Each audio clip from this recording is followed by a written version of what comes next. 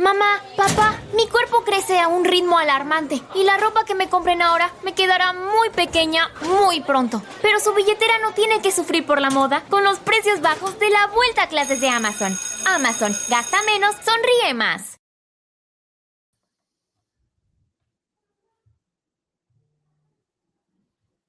We are live, everyone. Welcome to the Inside Line F1 podcast.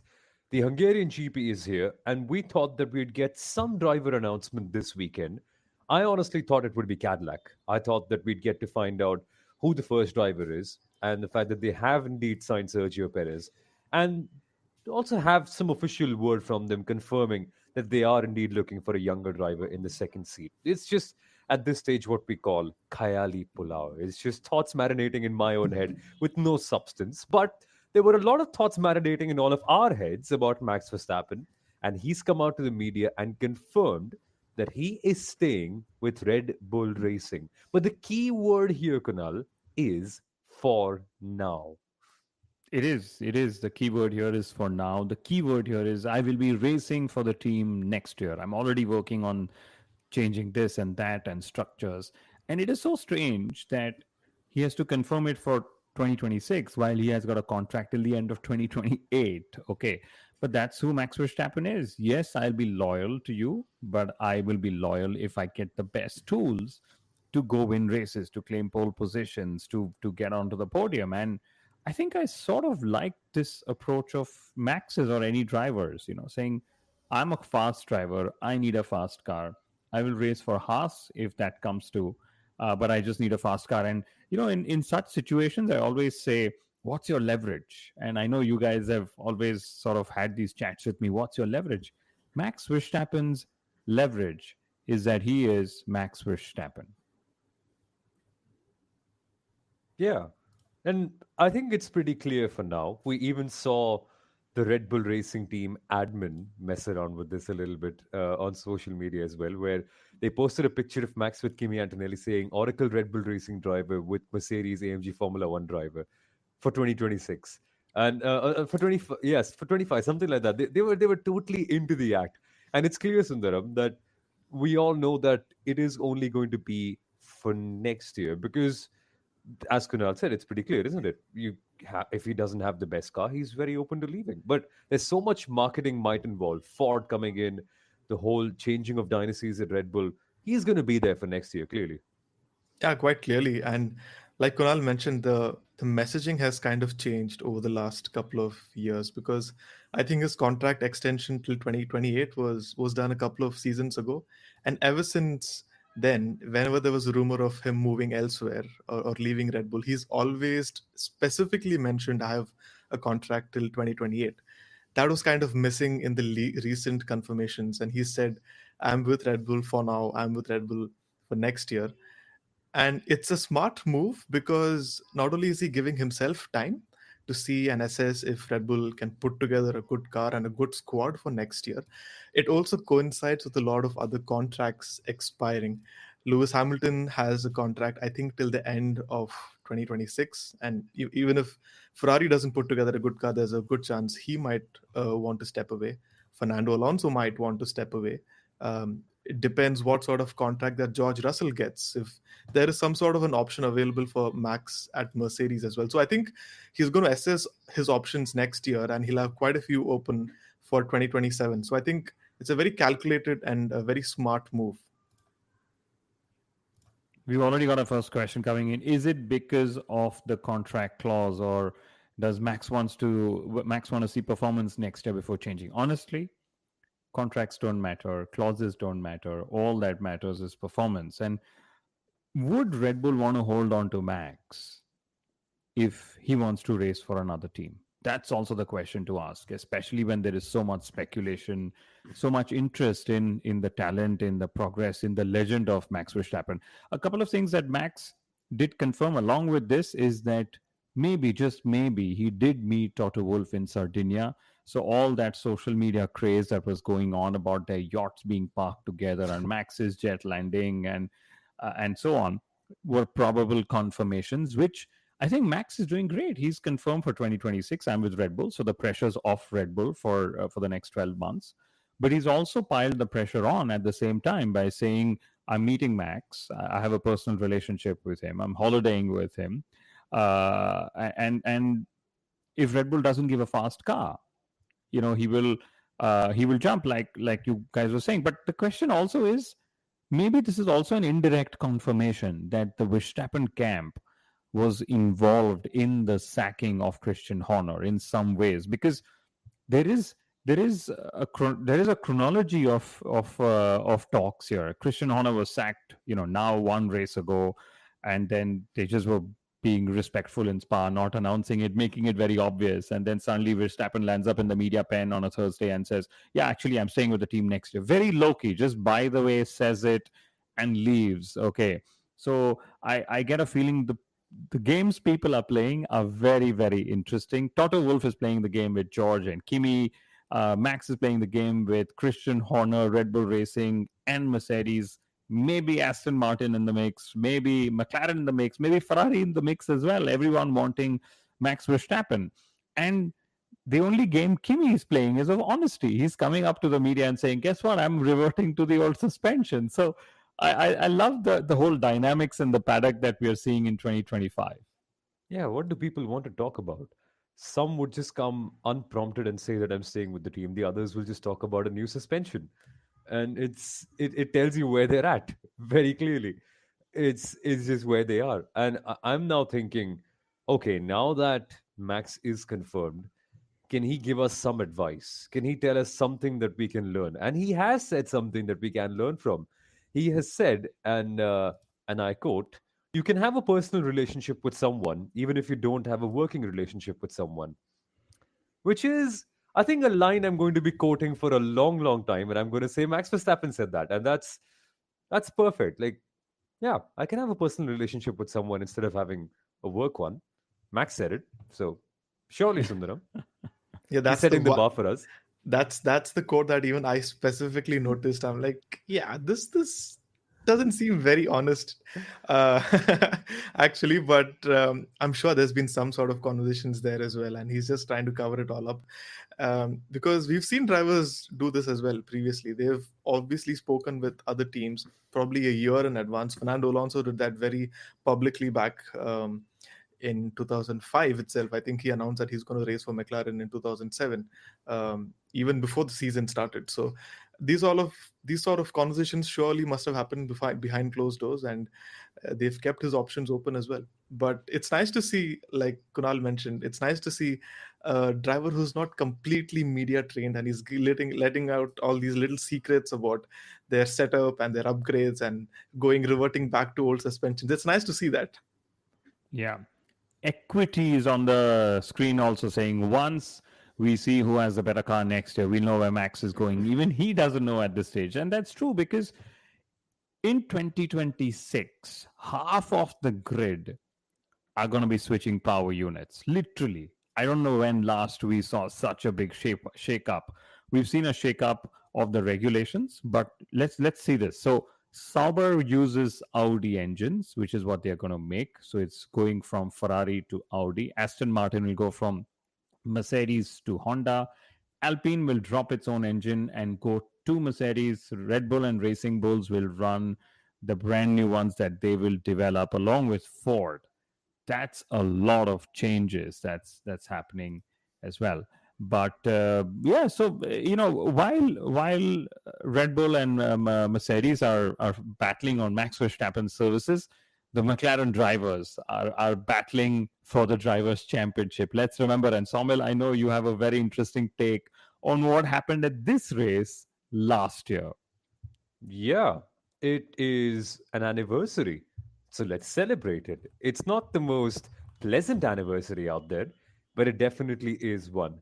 It's the first anniversary of the first proper chapter of Oscar versus Lando. And look at how far we've come a year since then. A year ago, Lando Norris was just a one time race winner. Oscar Piastri wasn't a race winner at all.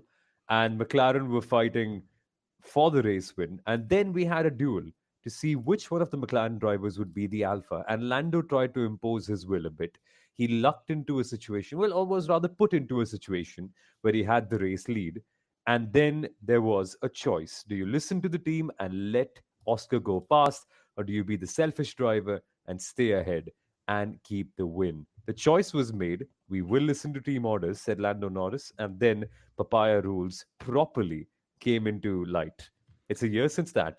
It's a year since that. And do you remember that exact radio message? I'm pretty sure you do, because you remember what happened in 1968 at the British Grand Prix on lap 13, if I was to ask you that, Soumil. But that time, Lando Norris's race engineer came onto the radio and saying, you need your teammate to win a world championship. You need your teammate to win a world championship. I'm repeating myself. It's that same teammate who's taking that world championship away from Lando Norris. Nilesh has sent a question. We'll talk about it in a bit. We will talk about that. It goes back to the Max Mercedes chapter. So we'll go back to that in a bit later. But that radio message should go down in history as one of the best radio messages exchanged, especially if Lando Norris wins the world championship this season. He looks closer than ever. Okay. And I'll also put it this way. I think the gap was down to single digits just 2 times this season, ever since Oscar's taken that lead. And each time the gap's been down to single digits, Oscar's gone and won the next race to double that gap itself and add those 8 points or whatever he can. So I'm loving this battle. And this is, of course, the venue of Oscar Piastri's first race win in Hungary. We'll talk about our Hungarian Grand Prix memories in a bit as well. But yes, I think it's going to be crucial who wins this weekend, who dominates this weekend. Again, it's we'll discuss about the circuit as well, because there's a long break before we go to Zandvoort. And if I'm Lando Norris, I want to go into that break with as small a gap as I can have in the Drivers' Championship for my own mental health, if nothing else.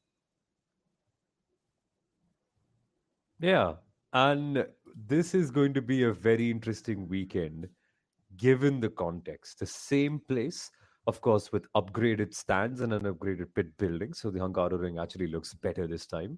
But the same location. And the story still remains. How far have they come since then? Has Lando Norris become a better driver since that race in 2024? I'm not too sure. I still see signs of the ups and downs coming and going at times. The last race weekend and the triple header was actually quite encouraging. But as we saw in Belgium, there are still mistakes that need to be ironed out.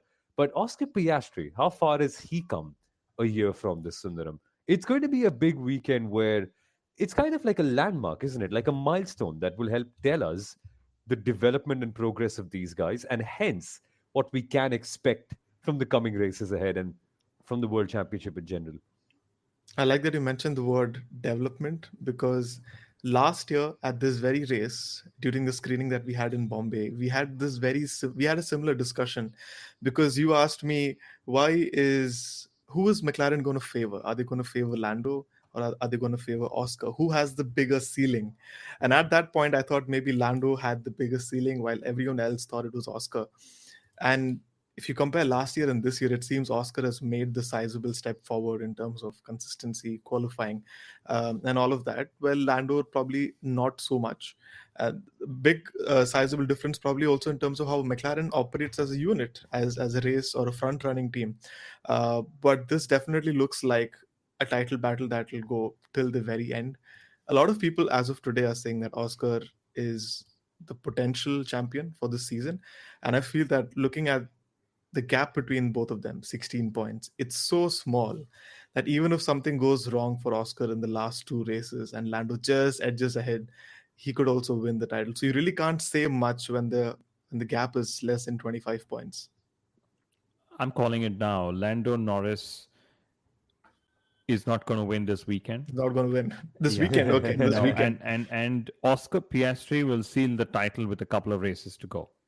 That's my feeling. That's a good call. That's a bold call. I'll tell you what. I'm only reacting to what you just said about Oscar, his ceiling, the progress, the sizable jump he's made, the mental calmness he's shown, and at Silverstone, when he gave that frustrated radio message that, if you guys also think it's unfair, let's swap and then fight for it, etc., was probably the only weak point. But it was not a weak point. It was just like, oh my God, what? Suddenly a new rule book, a new rule has been thrown at me for a safety car restart. So my feeling is, as the number of races remaining of this season become lesser and lesser, and if the points gap remains, Lando Norris's mental strength is going to be tested more than ever before. And there are, again, I hate saying this because I've worked a lot on my psychological well-being. When I used to play sport, I worked with a lot of younger athletes as well across different sports on a lot of their psychological well-being. So I'm hoping that doesn't come to this. But till this date, Lando hasn't shown a certainty on how he will mentally respond to a challenge. Even if he's got the speed, does he have the mental agility? And I use the word agility to respond to a challenge, whether it's from, Oscar or Max or Charles or whoever. But yeah, that's what I'm going to say about, Lando Norris. Equity is remembering last year's racing. Lando Norris's race engineer was saying everything is possible for 15 laps to get him to do the right thing. He said, I trust you to do the right thing. And Lando showed his weakness that day. Okay. Well, I think it's... Yeah, go ahead. One quick point on this. The fact is that if you see last year, Lando, and I always believe this, Lando was never in the position to win last year's driver's title because he was just so far away from Max, and it got completely quashed in Brazil 2024. The thing is, when you're that further away and you have an outside chance, there's not so much pressure that's on you.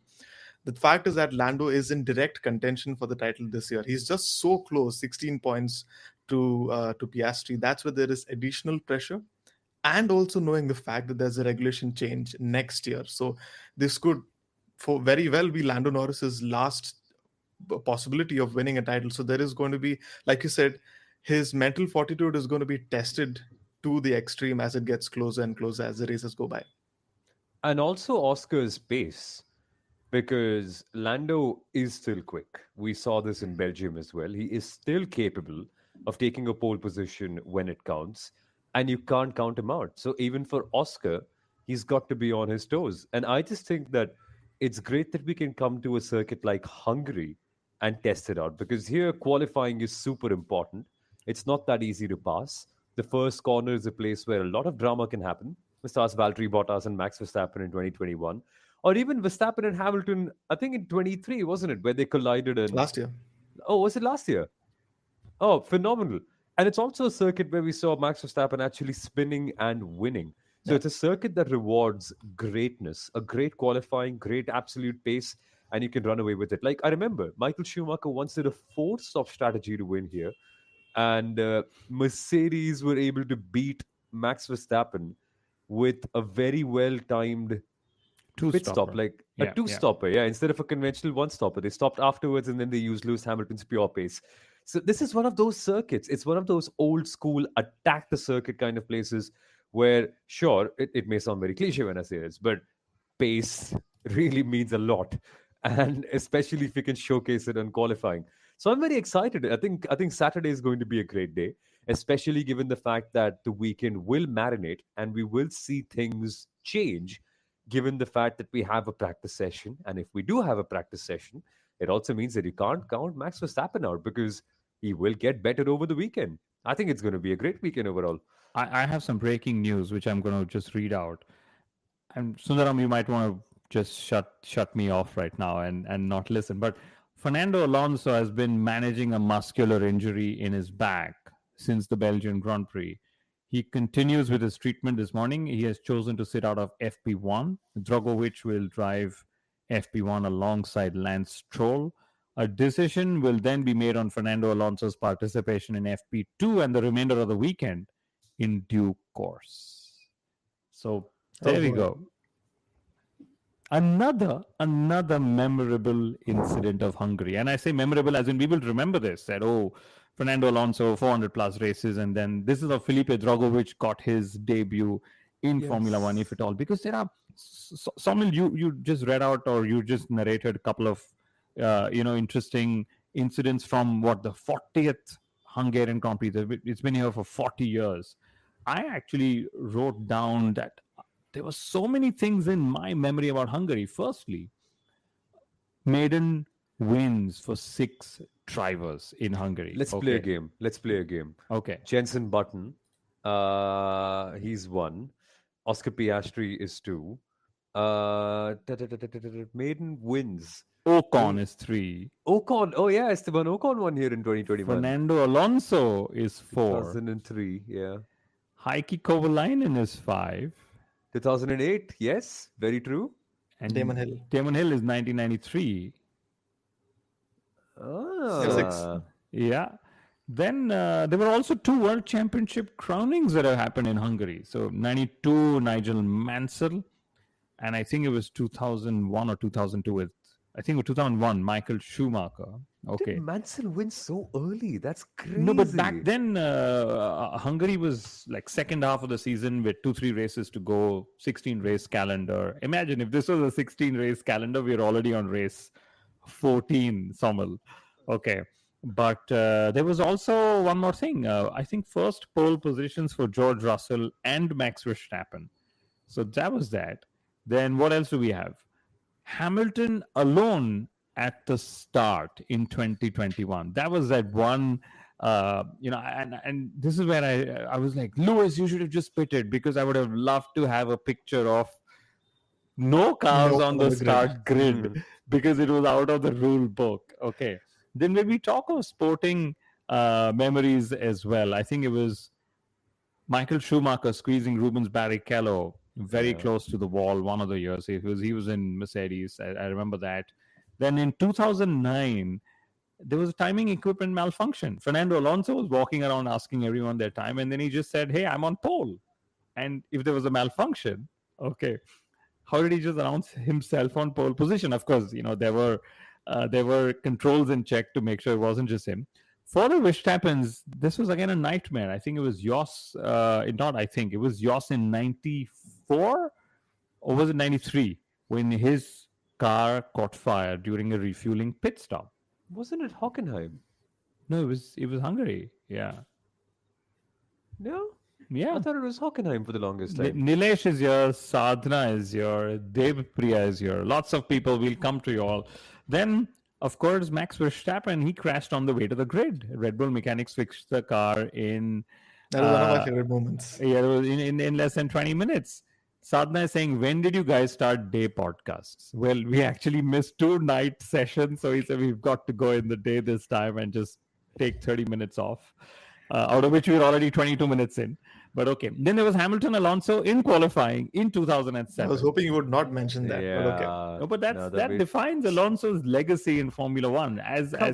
Then there was this one incident. I think it was 2019. Hamilton was chasing Sebastian Vettel. Was it for second or third place? Bottas made way for him, and then he let Bottas through, because the pact was, I will go chase Sebastian, and if I can't, I will let Bottas go through. And I really thought that was a karmic moment in Hamilton's career, because he was down on points up against Sebastian Vettel, but he still chose to give up that rightful position to Valtteri Bottas. And then the best of all, Nicholas Latifi topping. You mentioned everything that I had. FP3 in 2002. I'm telling you, this circuit has just so many insane memories. There's more. There's Sebastian Vettel putting his wheel on the AstroTurf and hitting the inside wall. Yes. Reverse. He did not hit the inside wall, did he? Did Almost. Oh, almost He spun, hit it, yeah. but almost, yeah. Oh, Soumil hit the inside wall at Hockenheim, I remember. It was something like that. Yeah. Yeah, Vettel there was that. Vettel almost, yeah. Wasn't this the place where Daniel Ricciardo also won in his debut season? Yeah, he 2014. did. 2014. 2014. Yeah. No, it wasn't his debut win. Not his debut season. Yeah. The breakout season, sure. 2014. Yeah. Well, debut must have been 2011 with Narain. So it's... Yeah. There's and a then lot what over else there. do we have? We've got, if you want some facts on Hungary, I was just like, the Rubik's Cube is actually made by a Hungarian, was invented by a Hungarian called Erno. Okay. And this is why, I know you both believe in numerology because your names sound perfect with all the numbers and all the math and stuff. Lewis Hamilton is the most successful driver, as we all know. It's been all around the media. Most wins, 8. Most poles, 9. Okay. There is actually a Hungarian connection with the number 44. So the longest word in the Hungarian language is 44 words long. So there was always a connection there. So do you think he's going to be on the podium this weekend? That's the big question before I throw another stat out there. So Fianshu is saying, do you all agree Hungaroring is Monaco without the walls? It's the second time he's posted that. Yes, it is called Monaco without the walls. We'll get to that. But Sundaram asked a question. Do you think he's going to make it to the podium? Will he be the first? Will he? No, I don't think he's making it to the podium. He's not making it to the podium. No. Because this is one stat I've been tracking. And I've been wondering how long is Lewis Hamilton going to take before he stands on the podium for Ferrari. It's been 13 races down. And on the list of drivers who've raced for Ferrari and never taken a podium, he's very close to the summit, which is actually 15. And the overall record, I think, is 16 or it's... I think it's 16 by Didier Pironi. The fact is, if Lewis Hamilton does not take a podium by Monza, then he will hold the record for the driver with the most races for Ferrari without a podium. Oof. Sorry, it's 19 for Didier Pironi, 19. So there's a little bit of for that as well. But if he doesn't take a podium by Monza, he will still be the driver who's done the most races without a podium. And by the time he takes a podium, he will be second on that list. So not the kind of stat Lewis Hamilton would have, none of us would have imagined would be associated with him. After all the aura farming they did at the start of the season, yeah. He's going to pass Luca Badoer. He probably already has. Luca Badoer was never on the list. Wasn't he? He's never had a podium. He's never had a podium. But he's done fewer races. No, but he's done fewer than 13. If he can beat the impact of Luca Badoer, like just what he stood for. He already has. He already has. But you guys are crazy. Although I do want to talk a little bit about the battle for P6 and what's going on over there. And in fact, how the heat could in fact change things a lot. I just have to acknowledge the madness that you guys are doing. Christian Horner's, that comment I'm not going to read out, but fair play, buddy. You do know your game, my friend. That is a crazy let's read comment. It out, Christian Horner. The paddock has moved on so fast. No, but that comment, I don't know if we should be saying it, but it is crazy. I can't see it. You can't see it. There we go. I just put it. 2023 Hungary was Christian Horner's maiden inappropriate text message. You crazy. This is some stat which I cannot put up, but okay. That's some stat. But why don't we talk about the circuit? Because the circuit itself is fantastic. Or Soumil, you said you wanted to talk about the battle for P6. Well, yes, circuit and P6. On the circuit, very quickly, there's a water park that overlooks the middle sector. And this was the first ever Formula One race to be held behind the Iron Curtain. So in the eastern world of the Cold War. So very cool start. Somehow Bernie Ecclestone got a Formula One race here as well. So let's not forget how important Bernie was and how crucial that time was for Formula One. And Bernie got a race on the eastern side of the Iron Curtain. Just think about what it all means, given everything that happened in the world. Bernie was a madman. So thank you, Bernie, for this race. And it's never stopped from hosting a race, not even intermittently. So it's been 39 races in a row, and it's going for its 40th one. And like you mentioned, we have a brand new pit building, a brand new main grandstand, which are all mandates for Hungary having that contract extension till 2032. And I'm so happy this circuit, which is very technical, very challenging, a track where you'll see a lot of DRS games happening as well, because we have 2 DRS zones, but just 1 detection point. So keep an eye out for that. What happens from the last sector all the way down to almost sector 2. It's going to be fun in all ways, and temperature is going to be something which everyone keeps an eye on. It can get hot, which then your focus will shift automatically towards Mercedes. But the fact is that there is some level of cloud cover and some level of rain that's expected before the race. So anything's possible. Yes. Nilesh has just added to our memories from Hungary segment. He's saying Felipe Yeah. Massa's accident with the spring Yeah. growing through his helmet was also in Hungary. Yes, that was, I think, the 2009 qualifying session that I spoke of, where the timing equipment Yeah. malfunction was was pretty much the same time. And just to add, so what's the weather forecast looking like? It's not as hot on Sunday, but it is definitely warm on Saturday, about 28 degrees air temperature that can go. Sunday, there is a 40% chance of rain. Dear FIA, we know you're listening. Please do not wait till there is a completely dry line appearing on track for you to resume the race this weekend. Please give us something in the wet as well. But should we just talk about the circuit? Because I absolutely love one thing about this circuit is that in a 4.38 kilometer length, they managed to squeeze in 14 corners. Okay. And people in the paddock often joke that there is actually a go-kart circuit next to the Hungaroring. And most times it is difficult to say which is which, because even the Hungaroring just looks like a bigger go-kart circuit. It's because true. you know, if you think of Monaco without the walls, okay, Monaco still has two clear straights, so to say, but Hungaroring actually just has that one straight, the main straight, and then everything else is just cornering, and cornering. Okay, and there are very short bursts of straight. So traction is extremely important. Tires hence take a beating because the traction zones are high. There are very high. I think there are 6 braking zones as well, very high on the brakes. So tire and brake management is key. The 10 teams have literally just announced all the upgrades they are bringing. Okay. Every team that's bringing an upgrade has brought an upgrade for cooling, brake ducts cooling, engine cooling, and so on.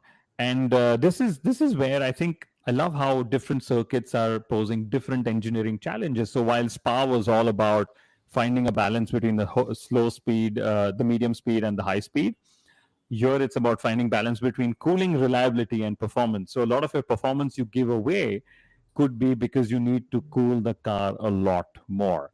So we've gone from the fastest roller coaster circuit to now a circuit that's, yes, Monaco without the walls. By the way, I love Nilesh's comment. Formula One is becoming like cricket. If it rains, no race till it dries.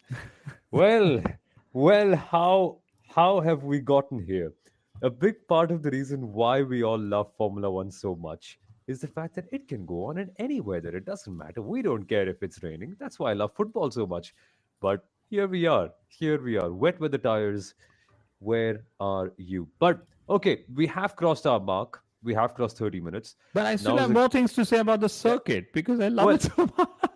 we will keep some for the post qualifying stream or the post race stream. So let's keep it there. But we also need to inform you about the battle that's going on for P6 in the Constructors World Championship. It'll just enhance your viewing experience this weekend if you know the context. So Kick Sauber 6th with 43, Racing Bulls 7th with 41, Aston Martin 8th with 36, Haas 9th with 35, and let's forget about Alpine. But yeah, this is 6th, 7th, 8th, 9th. All of them separated by barely anything. There's 8 points between P6 to P9 in the Constructors World Championships, and a total of 8 drivers who could influence the outcome of this.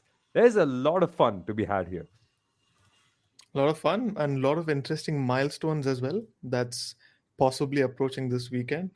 McLaren are very close to a 200th Grand Prix victory in Formula One. Only one team has had more, obviously Ferrari.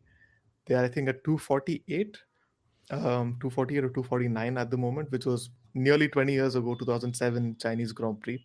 Max Verstappen is starting his 200th race for Red Bull. Again, just the second person to do that after Lewis Hamilton. Charles Leclerc is going to be the third most capped Ferrari driver in history after Michael Schumacher and Kimi Raikkonen. And Soumil, for you, a little bit of motivation and momentum your way is Carlos Sainz has finished in the points in each of the last 9 Hungarian Grand Prix. But on the flip side, Williams has not had a car start in the top 10 since 2016. Ooh. Even after Nicholas Latifi topped a free practice session. He just stopped the free practice session in the wet. But although he did put 6 tenths, I think it was Leclerc who was second. It was 9 tenths on Albon, over a second over Max Verstappen. So Latifi quite clearly was Latifi.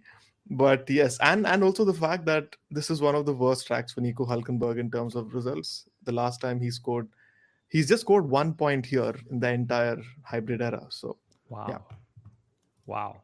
It's also Ferrari saying it's their race number 111. So that's 1111.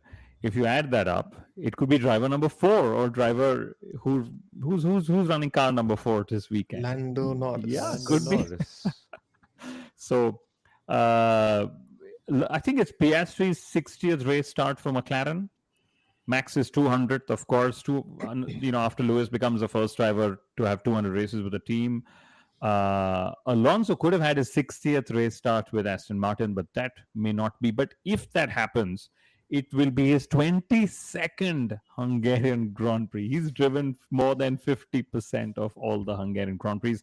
Albon's 80th race start for Williams. And one more stat about Albon, which I love, is he has all the races he's finished. I think he's finished 10 out of 14. He's finished ahead of at least one Ferrari in more than half of them. Okay. I haven't had the time to check this, but there's a good chance that more than half of those races that he was ahead of a Ferrari was probably Lewis Hamilton and not Leclerc, right? Because Leclerc's had a crazy run, because I made some notes about Leclerc. So McLaren has, of course, 6 1-2 finishes, but no other team has, I think, more than 6 total podiums. Leclerc, he's had the most points for a non-McLaren driver in the last 5 and the last 6 races as well. And before we go to predictions, I know Soumil, we're over, but a concern about Mercedes. We spoke about Antonelli, how honest he was. They're reverting to their old rear suspension. They want to go back to a baseline they are sure of. Antonelli sounded like Lando Norris yesterday in the media sessions. He said, I just don't feel the car. I don't know when the car is going to stick and when it's not going to stick, right? And I thought that was interesting, because they all want to go back to a car they can trust. We saw that spin in Spa that happened. Sadhna saying I'm the real stats guru here today. No, that's always F1 stats guru. But I also always do my stats. I just can't present them as well as F1 stat guru does. The kind of engagement he gets on his stats, including Fernando Alonso reading them out or resharing them, and Crofty reading them out. But we'll just going back to Mercedes. So Antonelli scored no points in the European races, the races that he knew, the circuits he knew from before. Okay. So that's been one thing. Mercedes has scored just 79 points in the last 7 races. And in Canada, where they introduced their main suspension upgrades, they scored 40 points there. So they've actually just scored 39 points in the last 6 races. Wow. And George Russell has, in the first 6 races, he had 4 podiums, but in the last 7 races, he's had just 1 podium. So Mercedes has, of course, gone a bit off in their performance as well. But the gap between 4th and 5th in the Constructors' Championship is so high that Mercedes can have all the off weekends they want, but Williams will probably never touch them. It's an important weekend for them then. It clearly is, especially for Kimi Antonelli, to get the feeling back. That's what he's saying. That's what he's looking for. But guys, last thing to end this episode on, predictions. Who are we saying wins this race? I'll start. I'll just make it simple. I think it's a weekend where a good qualifying is super important. I want to see the championship go longer. I'm going to say Lando Norris. Sundaram, who's on your list? I want to say Lando. I think I'll say Lando, yeah. I think I'll say Lando. I think he just puts everything together this time, and it works. He puts it on pole, and he doesn't lose the lead on lap 1, and he wins the race. Well, we don't have a prediction, but we do have an observation. This is what happens when you don't let Kunal talk about the circuit. Yeah, that's true. But yes, predictions, Kunal. My prediction is it's going to be Oscar Piastri. He had the momentum in Silverstone. It got taken away from him. He was untouched in Spa. He always had a plan. He knew what he was going to do. He was untouched. I think race strategy will be crucial. I think qualifying will be even more crucial because overtaking is almost impossible here. 3 different drivers have claimed last 3 poles in Hungaroring. 2024 was Lando, 23 was Lewis with Mercedes, 22 was George Russell. Red Bull Racing's last pole here was 2019, and Ferrari's last pole here was 2017. Okay. Uttara is saying Oscar Piastri. Depriya is saying Max for pole, Oscar for the win. Fianchu saying Charles for pole, Oscar for the win. Lovely to hear everyone's comments. I get a feeling it's going to be Oscar throughout because that momentum is there. He will want to, go into that summer break, hammering home even more the point that this is not the Lando Norris era that Zach Brown was talking of. This is the Oscar Piastri era of Formula One. And one key insight about race strategy, and I know we'll dissect this further on in the post-qualifying stream, is the undercut can be powerful, but you just got to make sure you don't get stuck in traffic after a stop. So yes, there will be DRS trains, but you got to pit at the right time as well. And yeah, that's the long and short of my But do you think predictions. You Piastri's guys on need to pole? just let me speak about the circuit more then. But do you think Piastri's on pole? Is he doing a pole to win? I think it'll have to be a pole to win. I think I would put it this way. I don't think anyone's going to challenge the McLaren drivers for pole. Maybe the Ferrari drivers will be closer given Monaco without the walls will happen and so on. Maybe the Lewis factor, maybe the fact that the Hungarian language has the longest word, which is 44 words and all that we spoke of. I think so. But you remember last year the Red Bulls just struggled. So that will also be good to see. Has Red Bull made progress on their package to not struggle? Because, Max was furious with GP of all the people. Guys, I'm scared. I'm in the middle of a work day and I've kept my phone away. I don't know if my boss has sent me a message or not, but I'm getting slightly anxious and we're well above our recording time. So let's end. I think we should end. But you have one piece of trivia, Sundaram, that you mentioned that you want to say. Are you sure you want me to go for it? Or just go for it, and we'll call it a day at the end of that. But I'm really getting worried now. Okay, so I won't take much time. So a little bit of an observation from Belgium, which I don't think anyone's spoken about. The commentators have not spoken about, probably because they knew about it. But did you notice a different procedural change that happened in the Belgium Grand Prix weekend? I'm sure Kunal must know. Everyone drove into the pits on there was no pickup lap, right? There was no lap after the race. That was one. I also noticed that they brought the scales. No. So there was a cool down lap, not in the Grand Prix, but in the sprint. There was one in the sprint. They actually spoke to all 3 drivers after the sprint.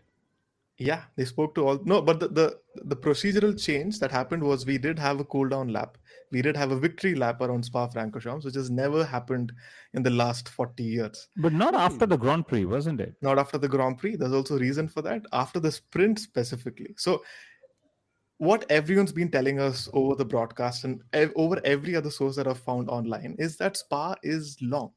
That's the simple reasoning for it. But my mind being overly inquisitive, I've done a little bit of research trying to understand that, I'm not buying that one reason, because we have Las Vegas, which is a long circuit. We have Baku, which is a long circuit. So I did a little bit of breaking down. So the thing is, if you say it's long in the sense that it gets us too late for a broadcast, then I really don't want to talk about how long the broadcast runs for after the Las Vegas Grand Prix.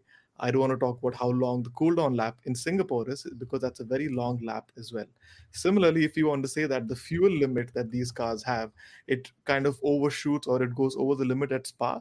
If you do the math, Las Vegas and Singapore and a few other circuits have a longer race distance. So it doesn't really relate to broadcast time being lengthened or extended, or it isn't the fact that they have a very limited amount of fuel. I've actually reached out to a lot of people to confirm this, but some people have slightly hinted that it's down to safety. And I'll tell you why. if you actually notice, in Belgium 2023, we had a sprint there as well, but there was no cool down lap there. Why was there a difference? The thing is, if your event is the last session of the day, there's a very high possibility that people will get on the track. People will invade the track. So this time's Belgian Grand Prix, the sprint was the first session of the day. There was obviously the other categories, and the Grand Prix was later on in the day. So they could afford to have a cool down lap in the sprint this time. They could not afford to have it in the last sprint because back then the format was different and the sprint was the last session of the day.